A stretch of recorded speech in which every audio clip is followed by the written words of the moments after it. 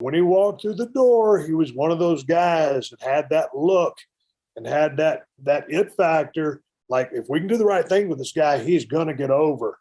They finally started doing the right thing. He got into a mindset of where he's at right now, and he's just crushing it.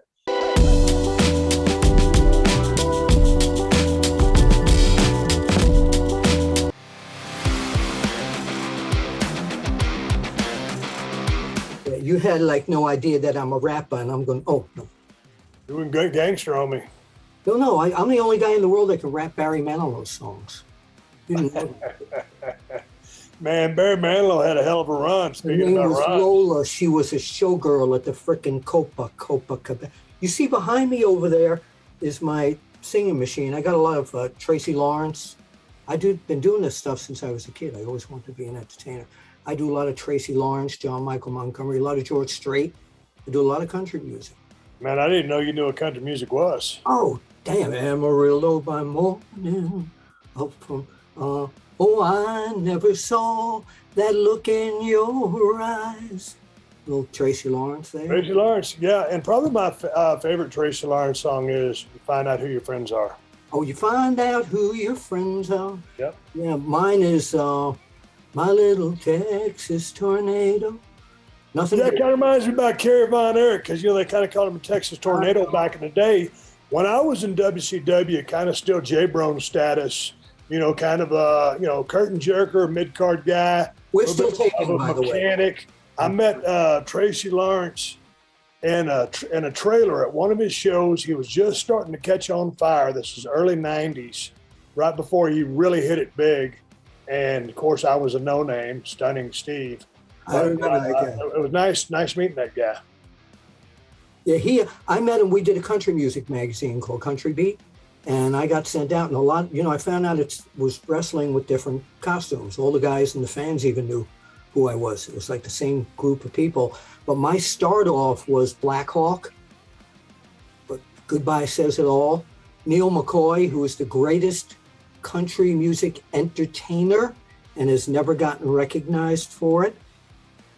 Yeah, he never get recognized for nothing. Guy had a couple pretty good songs. Oh, no doubt about it. The Shake, but he's an entertainer. He's a great, he's an absolute great. I just wanted to remind you, we're still taping. I might use some of this. I know. Okay.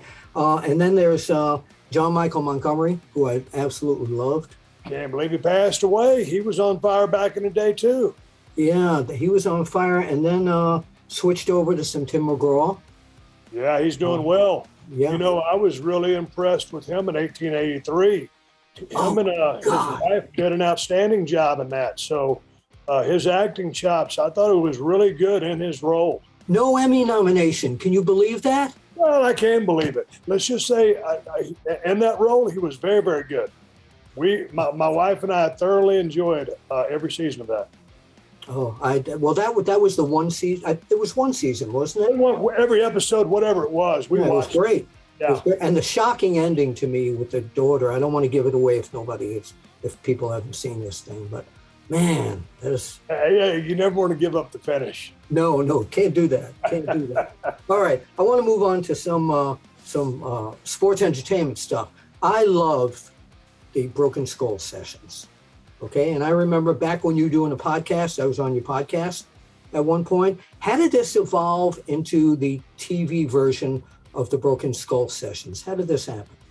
Well, I don't even know. I don't even remember. They just called me out of the blue and asked me if I wanted to do a live podcast. And, I think when we were doing those things live, and I was kind of going from arena to arena, following Monday Night Raw or whatever it was, that's when it started. And then, I started filming some other stuff and tapped out. Jericho took over for me, and I came back in. And I think the way we have it figured now, I'm sitting in the Broken Skull session studio right now. It's in my ranch. So I think the format we have now with the guests coming in, live TV is great when you're doing wrestling or sports entertainment. Yeah. This show, it works where everybody's settled down. We don't have the hustle and bustle of being live and hard, 60 minutes we've got the leeway to make this thing as long or as short as we want. We try to keep them, give or take, around an hour and a half. So the setting that it's in right now, we kind of evolved into this, and this studio used to be in Los Angeles, California, and when I moved to Nevada, they moved it to the top of my shop and just got the air conditioner and the heating involved. And a couple of the behind-the-scenes stories, you know, before we had the the heating set up, I remember one of my favorites, Sasha Banks, was sitting right across the table from me, and it was so cold in here. She was sitting on a couple of electric blankets, you know, to keep her warm. And then when Mark Henry came by, before we had air conditioning, it was hot. And Mark and I both had towels, and we were just wiping ourselves, and they'd cut from us every time we wiped. So we have great crew of guys working on the show, and we've got a bunch of stories, and we kind of keep it old school over here. Yeah, we're with the new generation, but we still pull ribs, and it's not like being on the road, but it's like being at a show, being backstage. Yeah, it's the family. It really is. Yeah, and you know that I definitely understand that. Then you got, you know, your ex-manager, Paul Heyman, now as the advocate of Roman Reigns. That whole scenario, Roman Reigns, Paul Heyman. Do you acknowledge Roman Reigns? Hey, I'll acknowledge that he's doing some amazing work, and you know, it took a while for him to put all the pieces of the puzzle together, and they didn't book him in the greatest fashion at certain points of his career. But when he walked through the door, he was one of those guys that had that look and had that it factor.